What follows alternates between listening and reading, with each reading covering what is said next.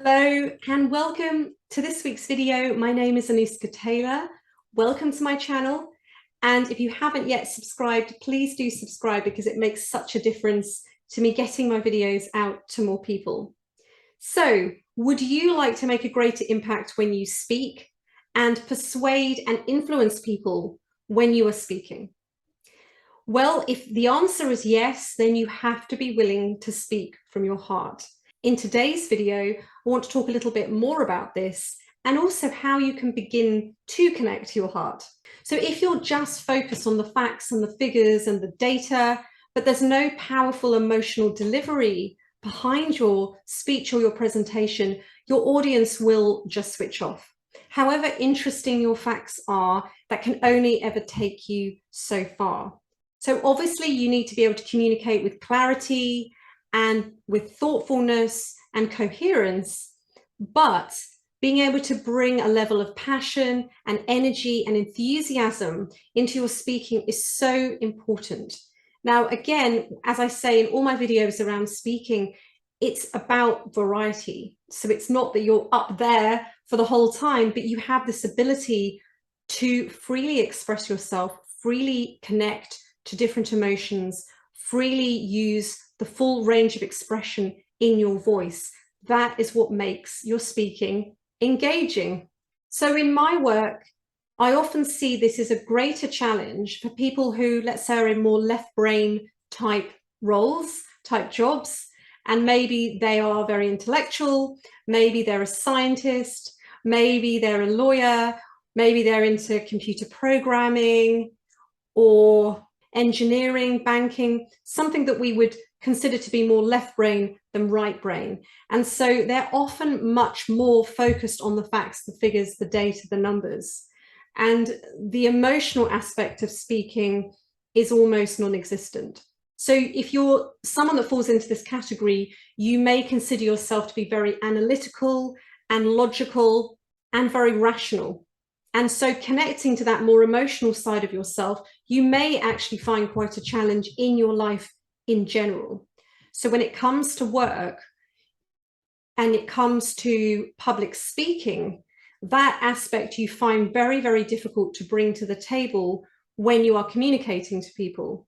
So just to give you an example, last year I worked with a client who was in academia, and she actually said to me herself that she was very aware her voice was quite sort of monotone and flat and lacked expression and melody.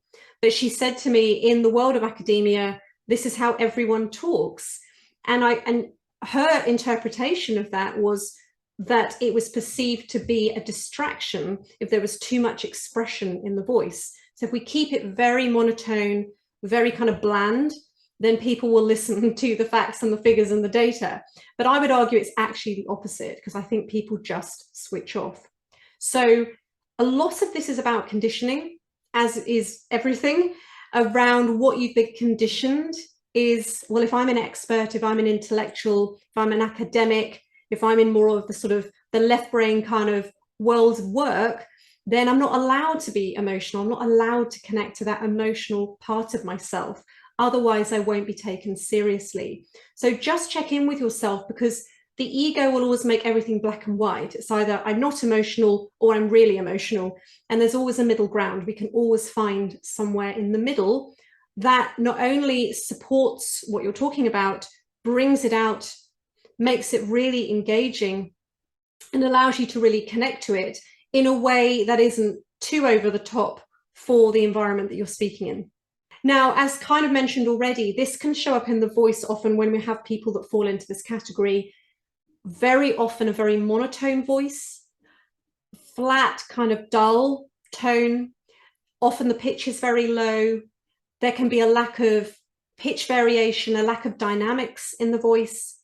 There's often a lack of energy in the voice as well. It's very low energy. And as a result of that, the voice often sits in the back of the throat. It's sort of like this. Hi, my name's Anuska. I want to talk today about persuading people when you're speaking. So again, it becomes sort of like, I can't be too expressive because that's not acceptable. And again, often this can be unconscious. So just check in with yourself. Do you have some kind of judgment around being more expressive, or maybe not even a judgment, maybe it's just a fear of what will people think. So let's talk about how you can begin to connect to this emotional part of yourself, which is just as valid as the intellectual part of yourself. So I've got 6 ways you can begin to connect to your heart, begin to connect to your emotional self.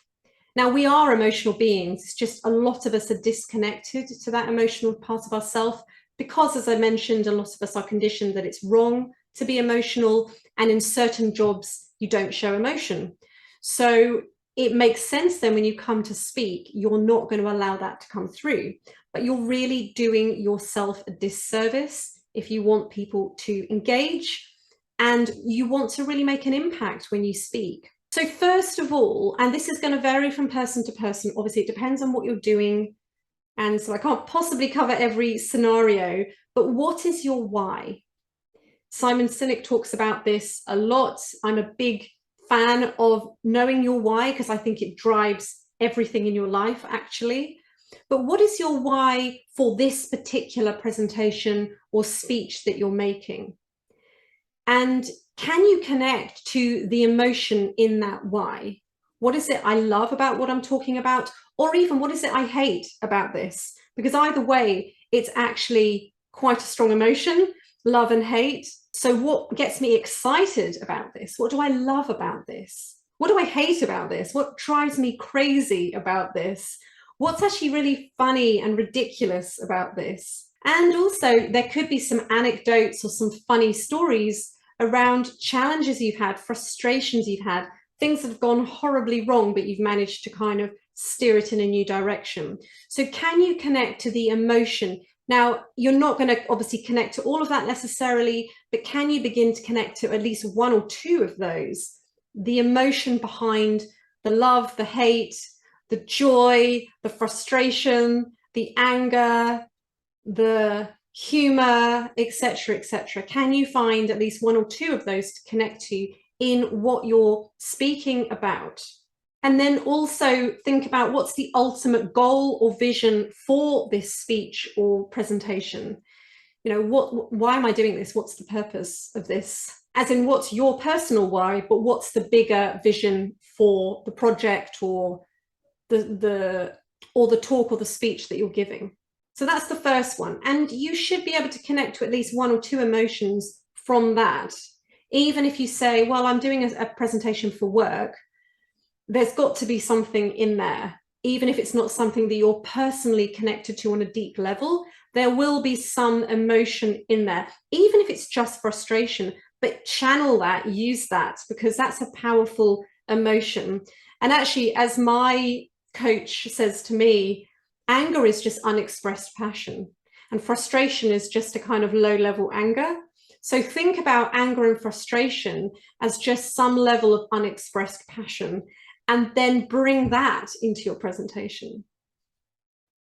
So secondly, so that was number 1. Secondly, remember a time when you have felt one of these emotions outside of this particular scenario. So let's say it's love, for example, and maybe you think back to the day you got married, or you had your first child, or you fell in love, or something. So see if you can reconnect to that feeling that you felt. It's got to be there somewhere.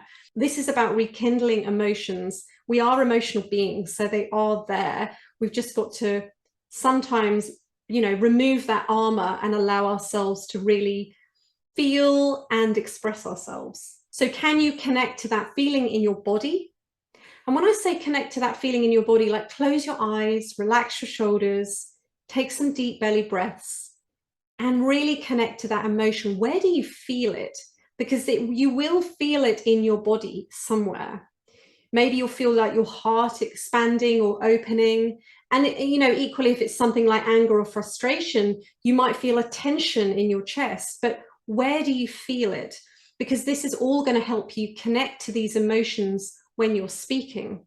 And then number 3 is when you practice, then see if you can start to connect to some of these emotions. So the emotions that you felt when you think about the presentation that you're giving, and if that's too difficult for you to kind of get there quite easily, then connect to that emotion through something else that's happened. So some way, see if you can connect to that emotion and then bring that into your speaking. And it's really important when I say sort of feel the emotion, you've got to really connect to it, because it's very easy to sort of intellectually connect to it. You know, we're like, and we see this a lot, I think, in our current sort of society, where people will say they feel an emotion, but they're not really connected to the emotion. They're just sort of intellectually saying they feel something, but they're not actually allowing themselves to feel it.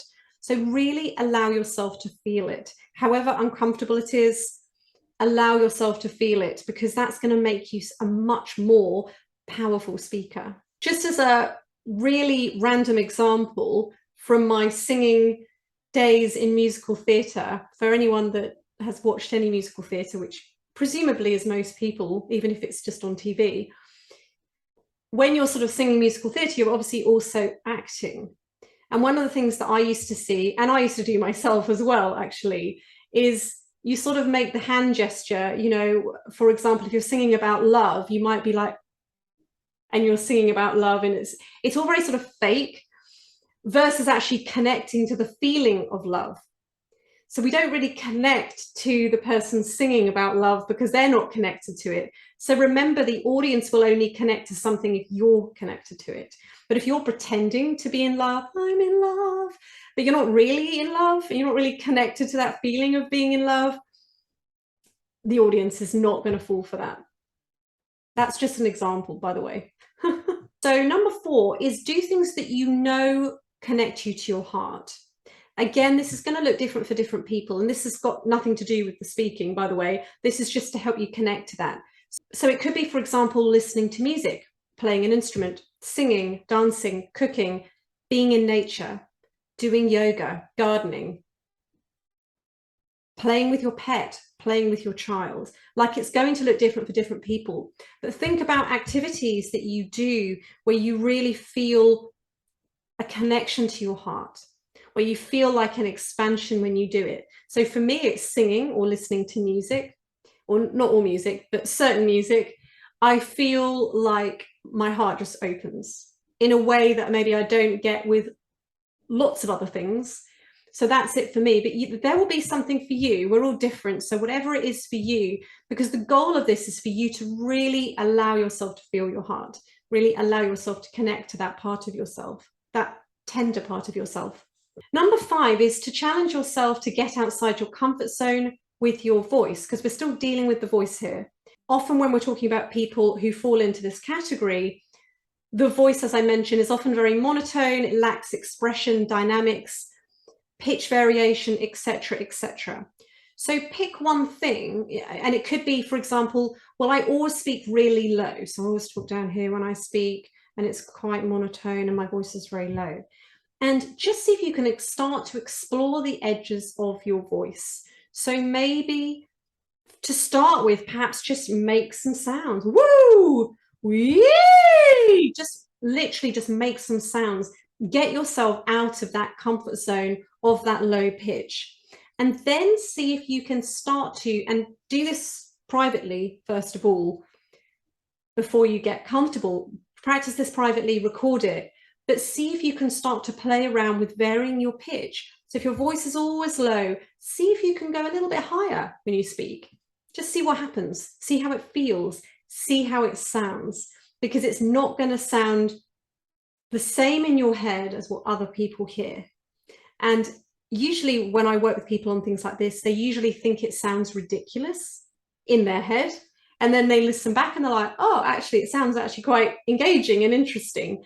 So please don't judge it by what you hear in your head. Please record and listen back, but start to break the molds of how you use your voice.